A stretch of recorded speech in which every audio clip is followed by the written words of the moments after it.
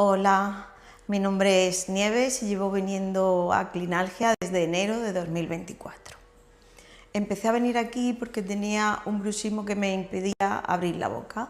Había buscado soluciones en diferentes fisios, en dentista, en maxilofacial y nadie me daba con la solución. Y la solución eran las infiltraciones de ozono.